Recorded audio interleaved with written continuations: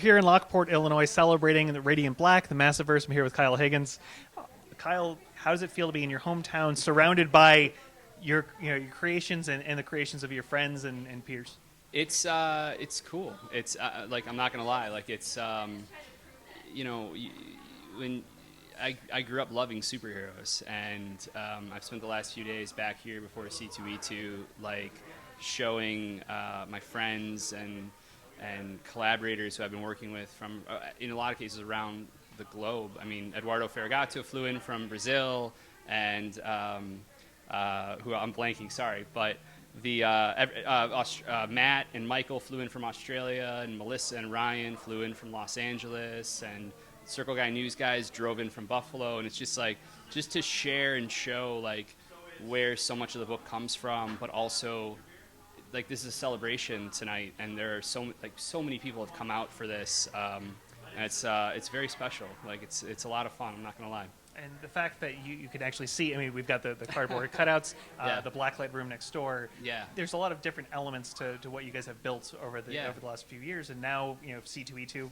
guys get to have your panel tomorrow. Yeah. And obviously San Diego Comic-Con just happened. A lot of big news coming out. Yeah. One of the pieces that you just spoke to, or at least announced, was we've got the Catalyst War coming up in Radiant Yep. Black. Massiverse 2, I'm sorry, Supermassive Supermassive 2. Yeah. So a lot of crazy surprises. Yeah, I mean, the first year of Radiant Black was something that we were all excited to build. The second year has been even more kind of, well, I don't want to say more exciting, but it's a different type of swing now.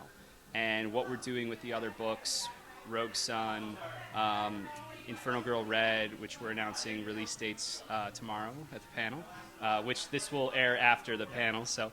and also The Dead Lucky, which just launched yesterday as of this recording. It's a different type of world building and swing. Again, nothing is dependent on each other. Like, you can read whatever you want to read. But as we now lead into the Catalyst War in Radiant Black and some things coming up, immersive storytelling is really important and special to me. We do it with the QR codes. Events like this tonight, like the Blacklight issue, like, there's a lot more of that coming, and it's coming across multiple titles. So it really is like, hopefully tonight is kind of just the beginning. Got to start somewhere, and having it be in your hometown is definitely that much more special. Yeah. So a couple things. I just went back and read Supermassive. You have a couple flash forwards of glimpses of the future. Mm-hmm. Are those pieces connected to the immediate future of the Catalyst War? Is that something further out? Like, what can people expect? I'm not going to tell you that. Like, Okay.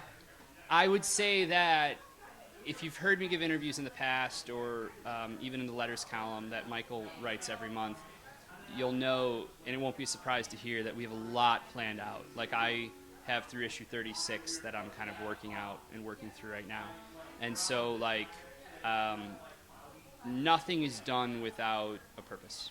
So that would be how I would respond to what those teases mean for the future of Radiant Black. Well, let's talk about how you plan things out now, because obviously writing one comic is very different than writing a universe, Right. and you've got a lot of amazing collaborators doing their own books. What is the dynamic now as far as shaping the universe? Radiant Black, having the spin-offs with Radiant Red, the miniseries with Radiant Pink that was announced. Like, how are you building the narrative and shaping it with your group versus just having Radiant Black only to worry about? Well, again, it's not shaping a universe for how do I want to put this? If you're reading DC books and you like the Batman line, you don't have to read the Superman line, right? It's similar. Like, everyone is building their own thing, but we've announced our second Supermassive, which is our yearly crossover event now. So I don't think I'm going on a limb to say that maybe there are some threads that will appear in Supermassive unto themselves, since we're looking to do this maybe next year as well. But as far as building and shaping a universe for the books, we're not looking to make this a universe where you have to read everyone's thing every single month to know everything that's going on.